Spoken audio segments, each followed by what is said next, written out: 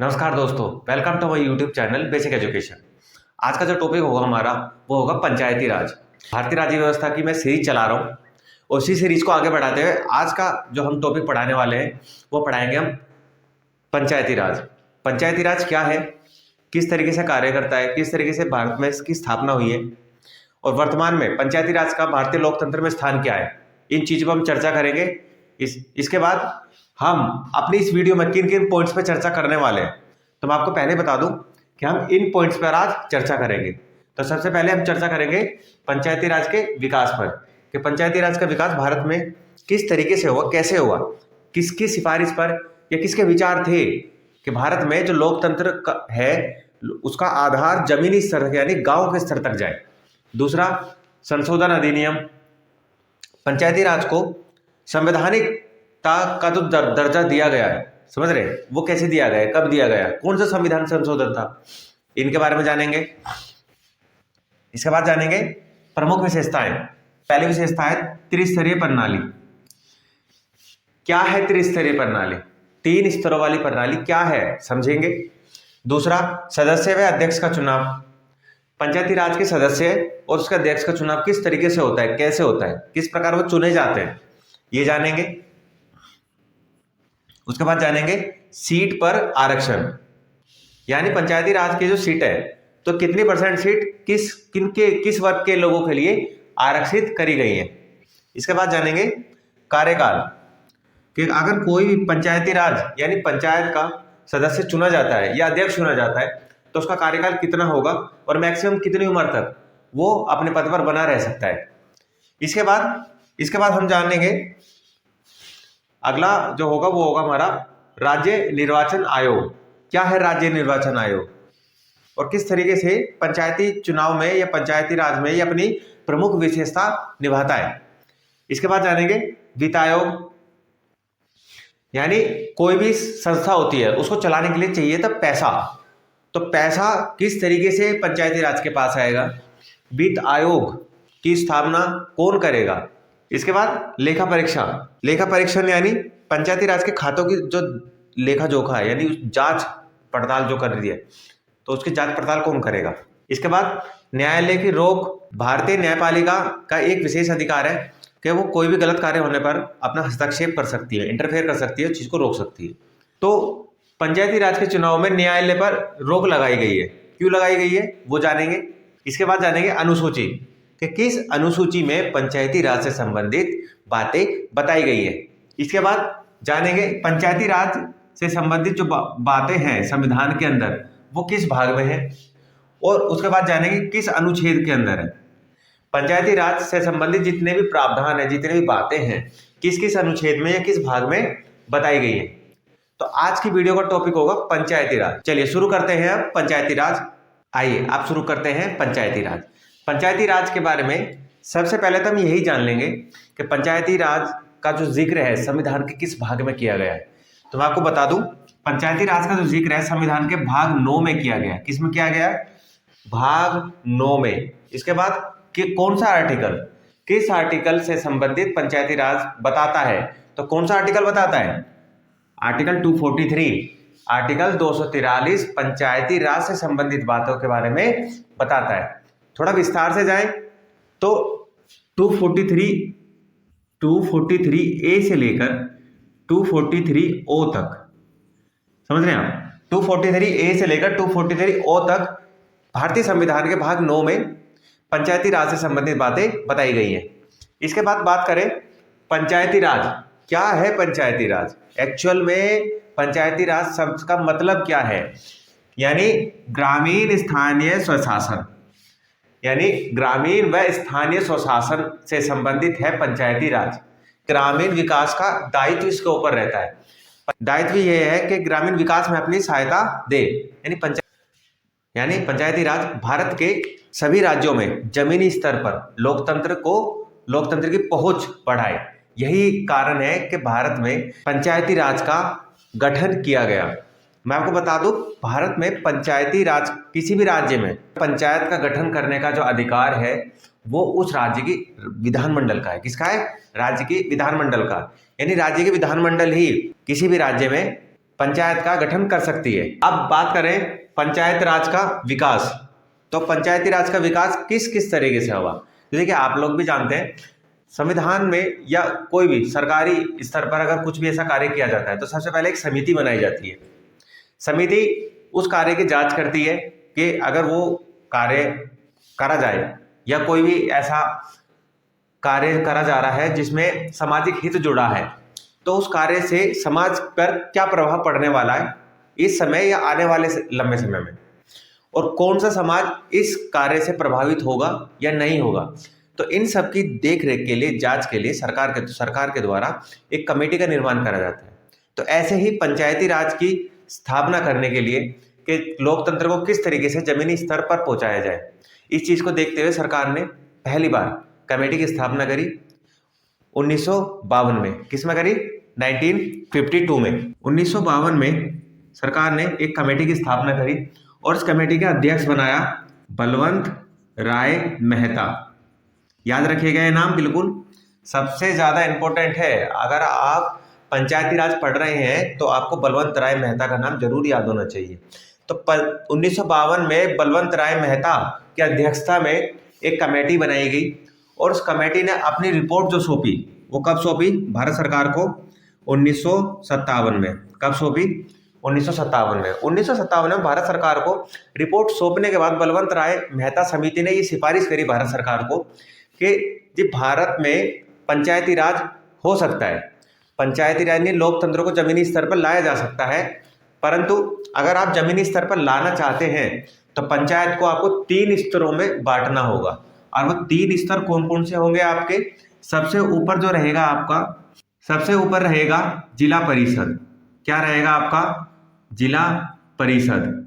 जिला परिषद के बाद में अगर आप नीचे आएंगे तो क्या पड़ेगा आपका? ब्लॉक परिषद। क्या पड़ेगा आपका? ब्लॉक परिषद। उससे नीचे क्या आएगा तो क्या पड़ेगा? ग्राम पंचायत। ग्राम पंचायत। तो इन 3 स्तरों पर बलवंत राय मेहता समिति ने भारत सरकार को सिफारिश करी कि अगर आप लोकतंत्र को जमीनी स्तर पर लाना चाहते हैं तो लोकतंत्र को जमीनी स्तर पर लाने के लिए आपको 3 हिस्सों में बांटना होगा। यानी राज्य में और देश में तो सरकार होती है, तो अगर हम लोकतंत्र को नीचे लाना चाहते हैं तो राज्य के बाद आता है जिला।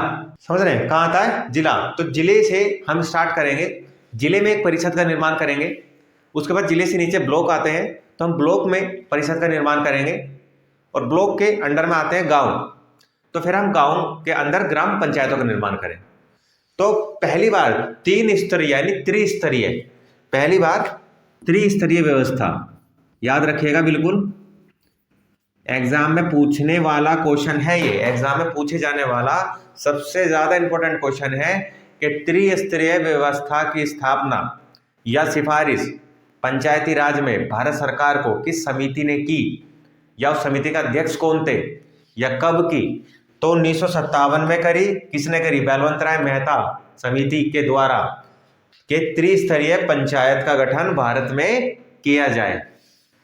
मैं आपको बता दूं कि समिति की सिफारिश को भारत सरकार के द्वारा जनवरी 1958 में एक्सेप्ट कर लिया गया। कब कर लिया गया? जनवरी 1958 में।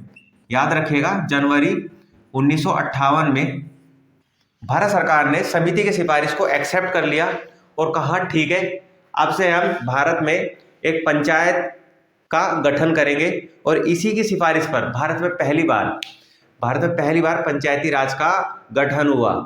और कौन सा राज्य था जिसके अंदर पहली बार पंचायत का गठन किया गया? तो दिन था आपका 2 अक्टूबर 1959। ठीक है, याद रखिएगा बिल्कुल, डेट नहीं भूलनी है।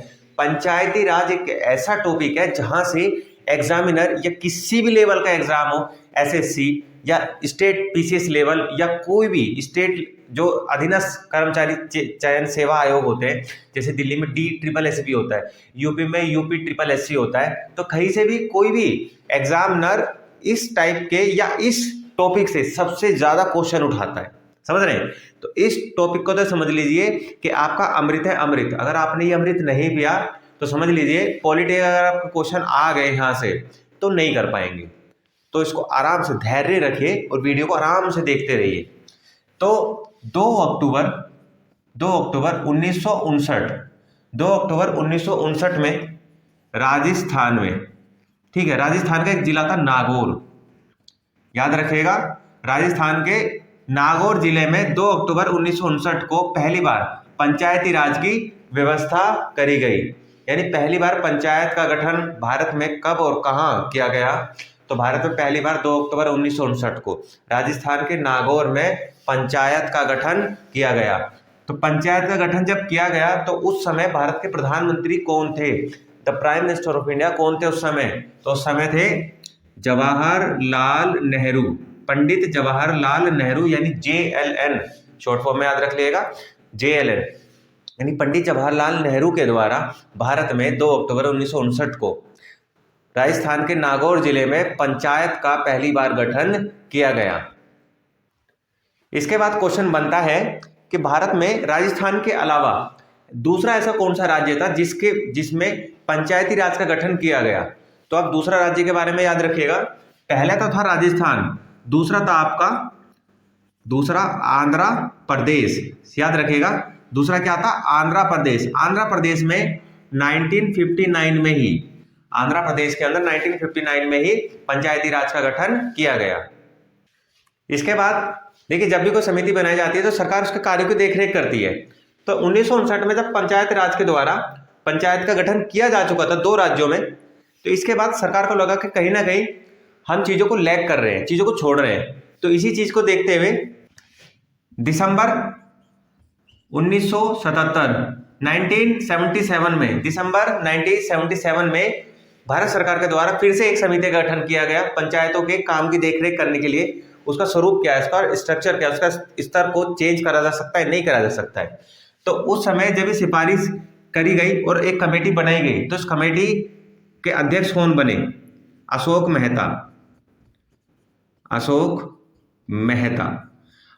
मेहता इस कमेटी के अध्यक्ष थे, जो कमेटी दिसंबर 1977 में गठित की गई। यानी अशोक मेहता समिति का गठन कब किया गया? तो दिसंबर 1977 यानी 1977 में अशोक मेहता समिति का गठन किया गया। अशोक मेहता समिति ने सिफारिश करी कि पंचायती राज को हम 2 स्तरों में बांट सकते हैं। पंचायती राज को हम 2 स्तरों में बांट सकते हैं। यानी सबसे ऊपर तो जिला था ही, यहाँ देख लीजिए, सबसे ऊपर क्या था आपका? जिला। जिले के बाद में आ रहा था आपका ब्लॉक, और ब्लॉक के बाद में आ रहा था आपका गांव। तो अशोक मेहता समिति ने क्या कहा? सर, ब्लॉक को खत्म कर देते हैं, ब्लॉक का कोई काम नहीं है, हम पंचायती राज को 2 स्तरों में रख सकते हैं, एक जिले में, एक ग्राम में। तो अगर आपके सामने क्वेश्चन आ जाए कि किस समिति के द्वारा पंचायती राज को 2 स्तरों में बांटने की व्यवस्था की गई थी या सिफारिश की गई थी, तो अशोक मेहता समिति के द्वारा, जो कि दिसंबर 1977 में, ठीक है, दिसंबर 1977 में जिसने अपनी रिपोर्ट सौंपी, उसने ये कहा कि पंचायती राज को दो स्तरों में, यानी 2 हिस्सों में बांट सकते हैं, यानी ब्लॉक वाला स्तर अब खत्म हो जाए। तो 3 स्तरों में बांटने की सबसे पहले सिफारिश किसने करी? बलवंत राय मेहता समिति ने। अशोक मेहता समिति ने सिफारिश किस लिए करी? 2 स्तरों में बांटने की। समझ रहे हैं? 1977, डेट, टाइम और समिति का अध्यक्ष, ये याद रखने बहुत जरूरी है, क्योंकि एग्जामिनर यहां से ही क्वेश्चन बनाएगा।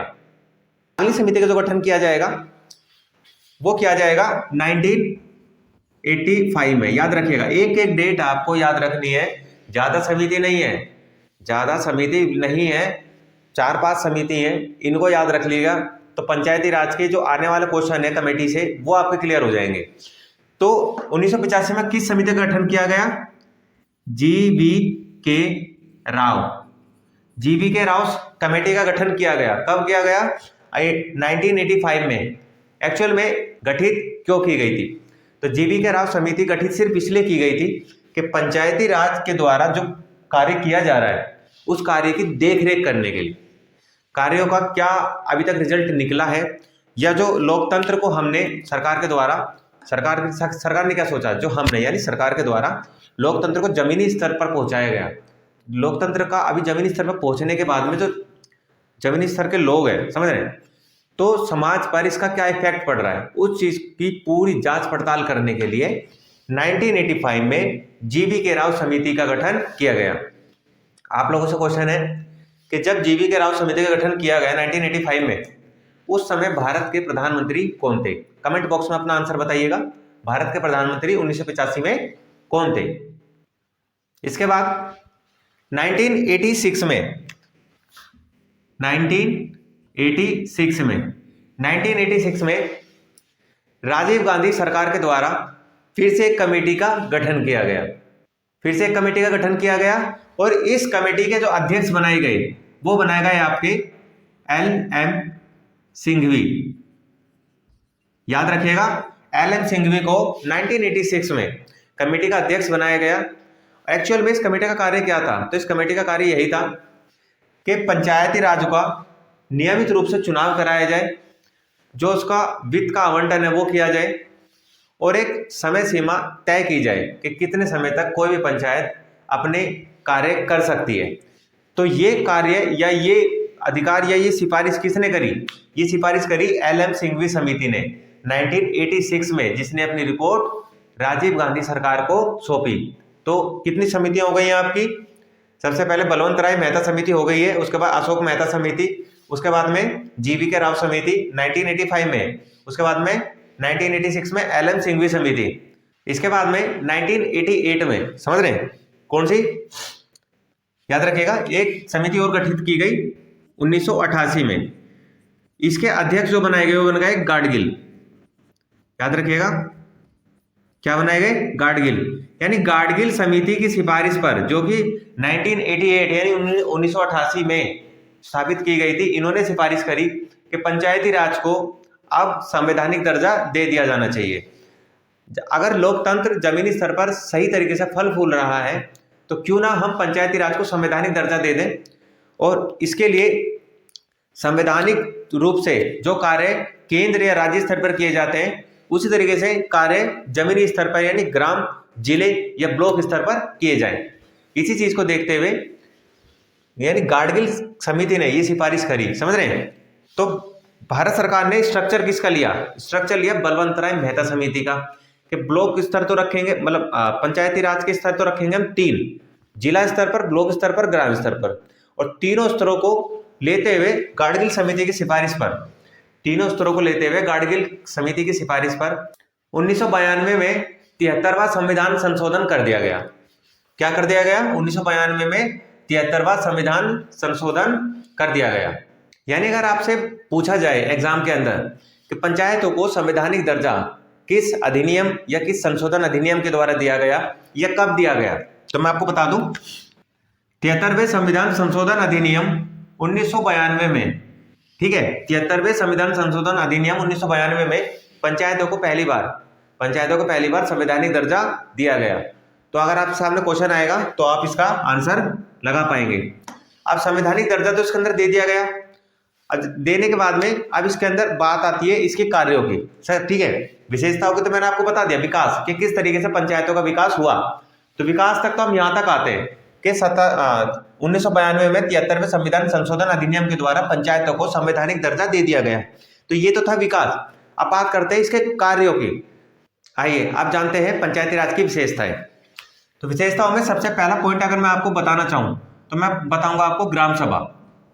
ग्राम सभा यानी पंचायती राज को जब संवैधानिक दर्जा दे दिया गया तो सबसे पहले बात आती है ग्राम सभा की। जमीनी स्तर पर लोकतंत्र ग्राम सभा तक ही जाएगा, यानी ग्राम सभा के जो सदस्य होंगे, ठीक है, ग्राम सभा के जो सदस्य होंगे यानी ग्राम सभा का चुनाव कराया जाएगा।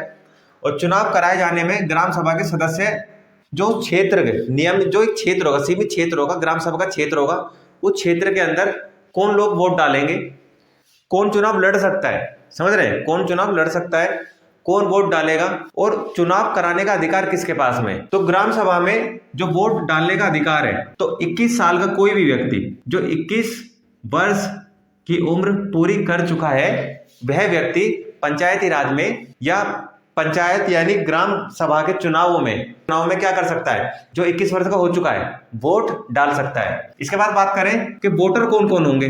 वोट डाल तो सकता है जो 21 साल का होगा। एक्चुअल में वोटर कौन हो सकता है?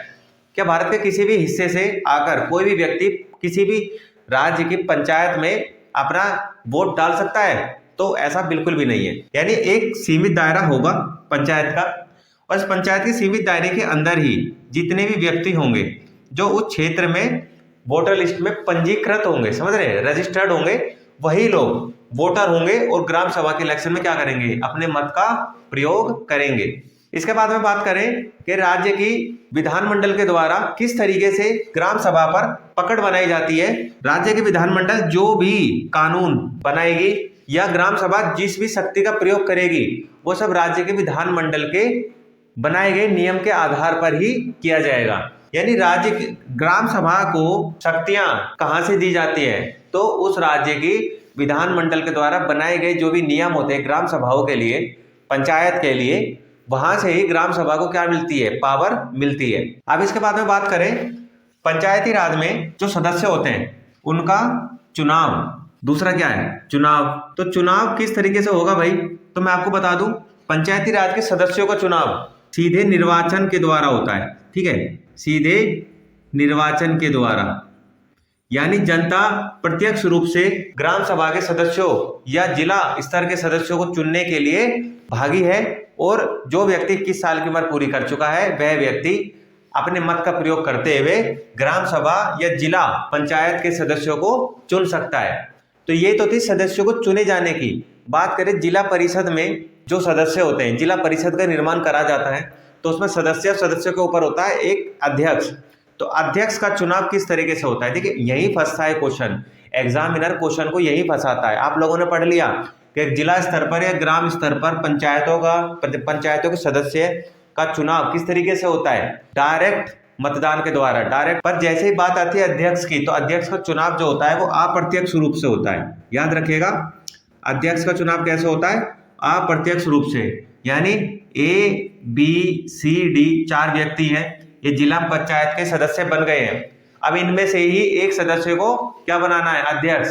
तो चारों सहमति बनाएंगे और B को क्या करेंगे, अपनी सहमति के द्वारा अपना अध्यक्ष चुन लेंगे। यानी अध्यक्ष के लिए कोई अलग से चुनाव नहीं होता है।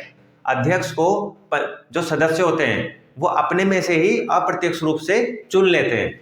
तो अध्यक्ष का चुनाव अलग होता है, अप्रत्यक्ष रूप से होता है, और जो सदस्य होते हैं उनका चुनाव कैसे होता है, सीधे प्रत्यक्ष रूप से जनता के द्वारा। इसके बाद बात करें आरक्षण की, तो पंचायत चुनाव में जो आरक्षण दिया जाता है किस वर्ग को दिया जाता है और कितना दिया जाता है, तो मैं आपको बता दूं, पंचायत चुनाव में जो आरक्षण की अगर हम बात करें, नंबर 3 पॉइंट आरक्षण को लेकर क्वेश्चन आता है, तो आप याद रखिएगा। पंचायत चुनाव में महिलाओं को और SC व ST, महिलाओं व SC व ST वर्ग के लोगों के लिए किसी भी पंचायत में, राज्य के किसी भी पंचायत में 1/3 सीट क्या होंगी, रिजर्व होंगी। 1/3 सीट राज्य के किसी भी विधानसभा में, विधानसभा के द्वारा नियम बनाया जाता है कि राज्य के किसी भी पंचायत में या जिला पंचायत में 1/3 सीट जो है महिलाओं के लिए फिक्स रहेंगी। और अब तो ये भी कर दिया गया है कि पंचायत में जो पंचायत अध्यक्ष चुना जाता है, जो पंचायत का अध्यक्ष चुना जाता है, पंचायत का अध्यक्ष कौन बन सकता है, सिर्फ और सिर्फ महिला। समझ रहे हैं, यानी महिलाओं के लिए पंचायत के अध्यक्ष का पद फिक्स कर दिया गया है, और जिला परिषद का अध्यक्ष का पद एक महिला के लिए फिक्स कर दिया गया है। समझ रहे हैं, तो महिलाओं के लिए या SC व ST के लिए पंचायती राज में आरक्षण कितना दिया गया है, 1/3 सीट फिक्स कर दी गई है, 1/3 सीट फिक्स कर दी गई है। बात करें पंचायतों के कार्यकाल की, अगर हम कार्यकाल की बात करें तो पंचायतों का कार्यकाल कितना निश्चित किया गया है, तो देखिए पंचायत जो है एक बार चुनी जाती है या जिला परिषद अगर चुनी जाती है तो वो ज़्यादा से ज़्यादा 5 वर्ष तक अपने कार्य का संचालन कर सकती है। 5 वर्ष तक, यानी पंचायत का कार्यकाल कितना होता है, तो 5 वर्ष का होता है। पंचायत के सदस्य, जिला परिषद के सदस्यों का कार्यकाल कितना होता है, 5 वर्ष का होता है। परंतु 5 वर्ष से पहले भी पंचायत को भंग करा जा सकता है, यानी पंचायत को 5 वर्ष की अवधि पूरी होने से पहले भी इसको भंग करा जा सकता है।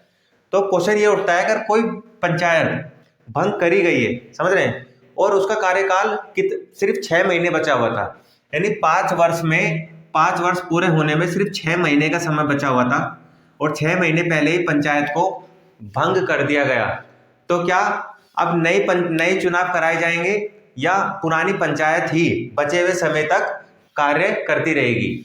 अगर समय 6 माह से कम का है, 6 महीने से कम का है, तो पुरानी पंचायत, याद रखिएगा, पुरानी पंचायत ही इस कार्य का संचालन करती रहेगी। परंतु अगर समय 6 महीने से ऊपर का है तो क्या किया जाएगा? अगर समय 6 महीने से ऊपर है तो 6 महीने के अंदर अंदर, यानी कोई सरकार बनी और बनने के 2 साल के बाद ही कोई भी पंचायत का गठन किया गया, 2 साल के बाद ही उस पंचायत को विघटित कर दिया गया, उसको भंग कर दिया गया, तब पंचायत का चुनाव आने वाले 6 महीने के अंदर अंदर, आने वाले 6 महीने के अंदर अंदर नई पंचायत का चुनाव कराया जाएगा। और कराने के बाद में शेष अवधि के लिए, याद रखिएगा पूरी अवधि के लिए नहीं, शेष अवधि के लिए ही पंचायत चुनी जाएगी, यानी 3 साल के लिए। बस ये चीज फोकस करने वाली है कि अगर 5 वर्ष के लिए कोई भी पंचायत चुनी जाती है, 2 वर्ष में उसका विघटन हो जाता है, तो आने वाले 3 वर्ष तक ही वो कार्य कर पाएगी। यानी नई पंचायत जो बनेगी वो 5 वर्ष के लिए नहीं चुनी जाएगी, वो सिर्फ और सिर्फ 3 वर्ष के लिए चुनी जाएगी। तो ये तो था पंचायत का विघटन किस तरीके से किया जाता है और पंचायत किस तरीके से कार्य कर सकती है, कितने समय तक कार्य कर सकती है। बात करें पंचायतों का चुनाव कौन कराता है, किसकी सिफारिश पर या किस तरीके से नियम बनाए जाते हैं, तो मैं आपको बता दूं पंचायतों को जो चुनाव कराने की जिम्मेदारी है वो है राज्य निर्वाचन आयोग की। यानी राज्य निर्वाचन आयोग पंचायतों का चुनाव कराएगा। इसके लिए चुनाव के लिए जो नियम बनाएगा, नियम कौन बनाएगा? नियम बनाएगी राज्य के विधानमंडल। विधानमंडल के द्वारा राज्य के पंचायत चुनाव के लिए नियम बनाए जाते हैं। और राज्य का निर्वाचन आयोग क्या काम करता है? पंचायतों का चुनाव कराता है। तो आपके सामने अगर क्वेश्चन आ जाए कि पंचायतों का चुनाव कौन कराता है, तो इलेक्शन कमीशन ऑफ इंडिया नहीं कराता है। यानी देश का जो निर्वाचन आयोग है वो पंचायतों का चुनाव नहीं कराता है। तो पंचायतों का चुनाव एक्चुअल में कराया किसके द्वारा जाता है? तो राज्य निर्वाचन आयोग के द्वारा, यानी विधानमंडल के द्वारा या राज्य निर्वाचन आयोग के द्वारा पंचायतों का या जिला परिषद का चुनाव कराया जाता है। इसके बाद बात करें पंचायतों की शक्तियां, तो पंचायतों को क्या क्या शक्ति दी गई है? तो देखिए पंचायतों को शक्ति, अगर पावर्स की बात करें आप, तो कुछ ज्यादा पावर तो दी नहीं गई है, परंतु कुछ पावर है, जैसे चुंगी टैक्स लगा सकती है वो, ठीक है, चुंगी कर लगा सकती है। चुंगी कर लगाने का अधिकार पंचायतों के पास में है। इसके बाद में पंचायतों के लिए वित्त व्यवस्था, यानी पंचायतों के लिए पैसे की व्यवस्था करता कौन है राज्य के अंदर?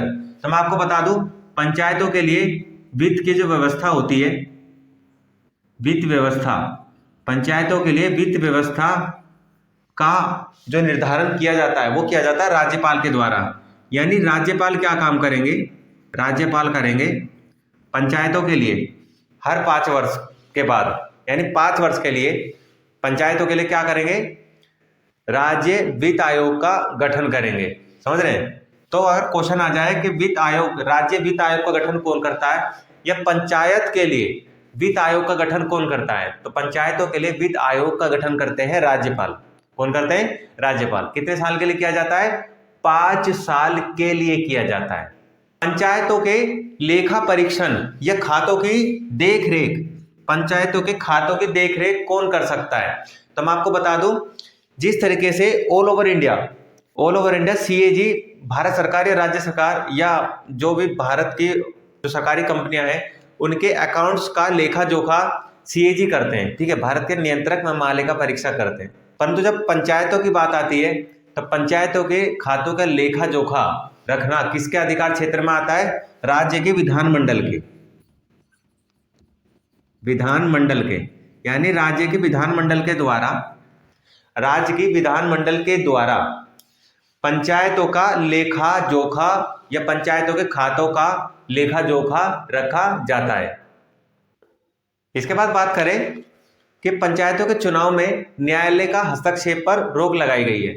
तो यहाँ बोर्ड पे जगह नहीं है तो आप थोड़ा लिख लीजिएगा इसको कि पंचायतों के चुनाव में न्यायालय के हस्तक्षेप पर रोक लगाई गई है। यानी पंचायतों के चुनाव में गड़बड़ी पाए जाने पर उसका फैसला कोर्ट में नहीं सुनाया जाएगा या वो मामला कोर्ट में नहीं जाएगा। तो उसका फैसला किसके द्वारा सुनाया जाएगा?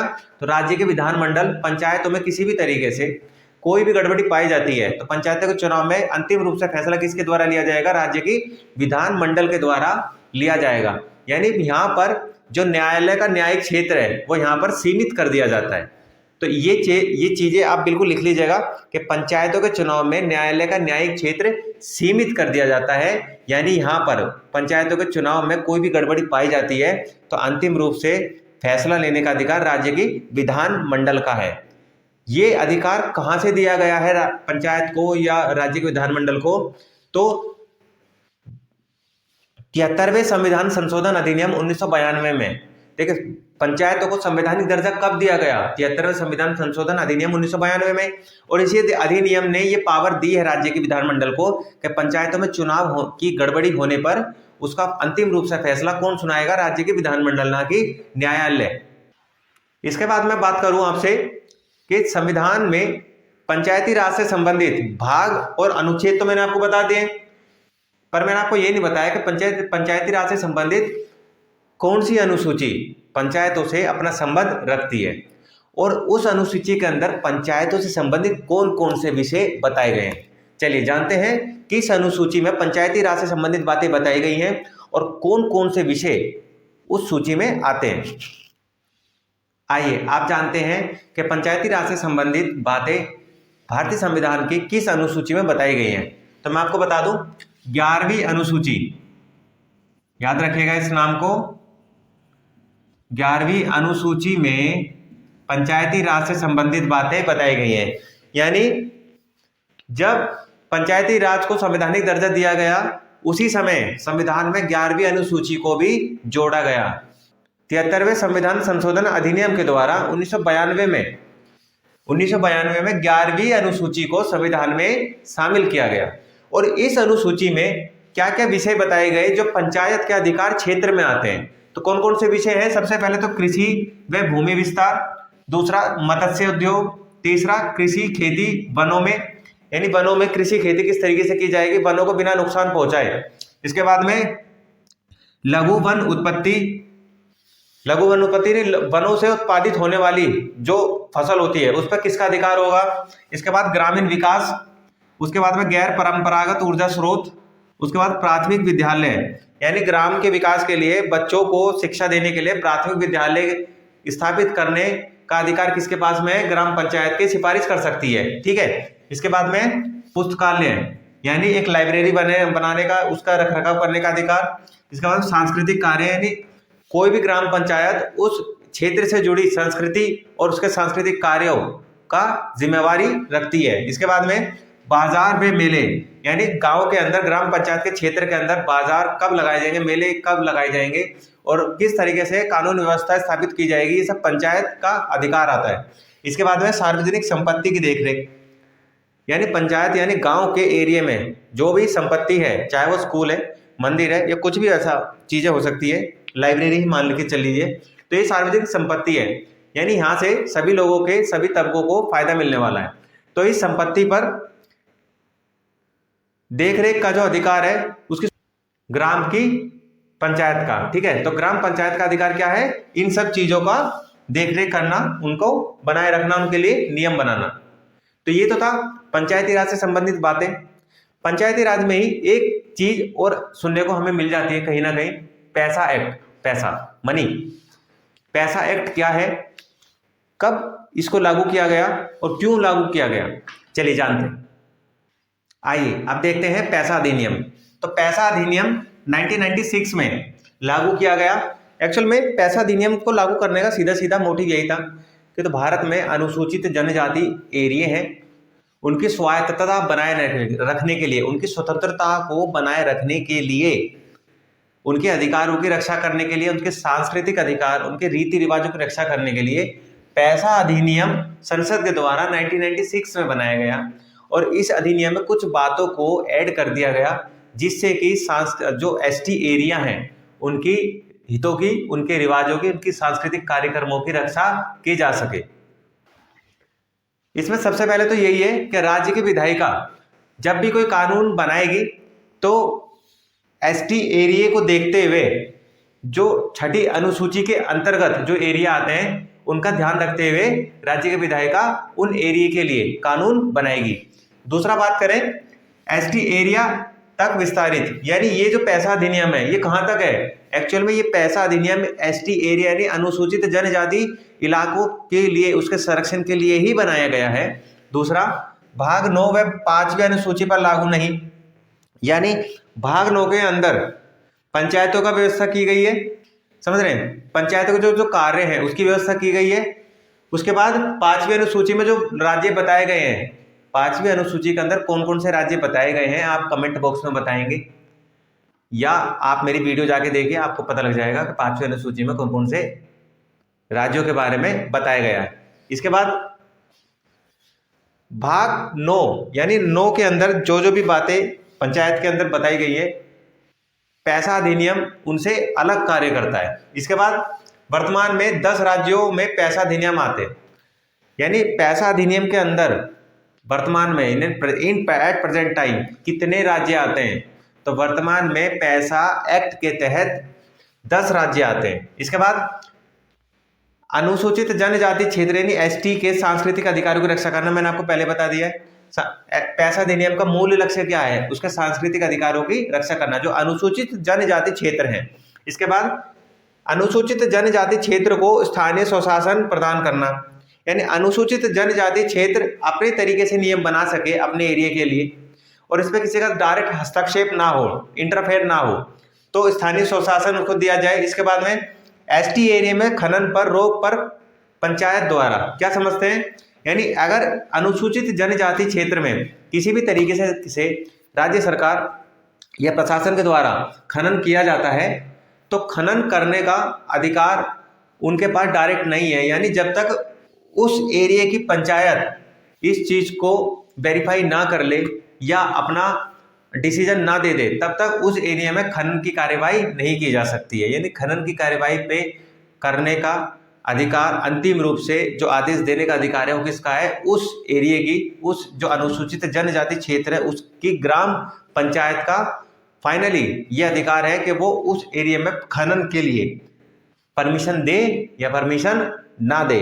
ये अधिकार किसका है? यह अधिकार है आपका पैसा एक्ट के तहत अनुसूचित जनजाति क्षेत्र में पंचायत का। तो ये तो था पैसा एक्ट, जो कि थोड़ा सा पंचायती राज से अलग हटके, यानी आप सीधा सीधा बात करें तो पैसा एक्ट सीधा सीधा अनुसूचित जनजाति क्षेत्रों से संबंधित है, सिर्फ इतना याद रखना है। तो ये तो था आपका पंचायत और पंचायती राज से संबंधित बातें, पंचायती राज के सदस्यों का चुनाव, पंचायती राज का स्तर ब्लॉक स्तर पर क्या होगा, जिला स्तर पर किस तरीके से होते हैं, ग्रामीण स्तर पर पंचायतों का चुनाव किस तरीके से किया जाता है। अंत में मैं आपको बता दूं, अगर जिला स्तर की बात करें तो जिला स्तर पर पंचायत के सदस्यों का चुनाव क्या होता है? डायरेक्ट होता है। ठीक है, क्या होता है? डायरेक्ट, यानी जनता चुन लेती है।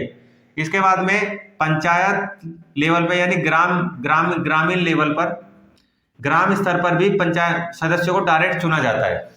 परंतु बात करें ब्लॉक लेवल पर, ब्लॉक स्तर पर पंचायत के ब्लॉक स्तर के जो सदस्य होते हैं इनको जनता के द्वारा डायरेक्ट नहीं चुना जाता है। तो ये सदस्य कहाँ से आते हैं? यानी पंचायतों के सदस्यों को इनमें से कुछ सदस्य चुनकर उस ब्लॉक में उस परिषद के सदस्य बनाए जाते हैं, यानी इनको नॉमिनेट करा जाता है। ये इनडायरेक्ट रूप से चुने जाते हैं, आप याद रखिएगा, ये डायरेक्ट रूप से नहीं चुने जाते, ये इनडायरेक्ट रूप से चुने जाते हैं। ये दोनों ऊपर और नीचे, जिला और पंचायत, ये चुने जाते हैं डायरेक्ट रूप से, ये चुने जाते हैं इनडायरेक्ट रूप से। तो क्वेश्चन ऐसे ही बनता है कि पंचायत में जो ब्लॉक स्तर है इस पे सदस्यों का चुनाव किस तरीके से होता है, या पंचायती राज का ऐसा कौन सा स्तर है जिसमें सदस्यों का चुनाव इनडायरेक्ट रूप से होता है। आप बड़े कंफ्यूज हो जाएंगे, तो आप याद रखिएगा आंसर क्या होगा आपका, ब्लॉक लेवल पर, ब्लॉक स्तर पर पंचायत के सदस्यों का चुनाव इनडायरेक्ट रूप से किया जाता है, ना कि डायरेक्ट रूप से। तो ये तो था पंचायत और पंचायती राज। अगला टॉपिक होगा आपका नगर पालिका।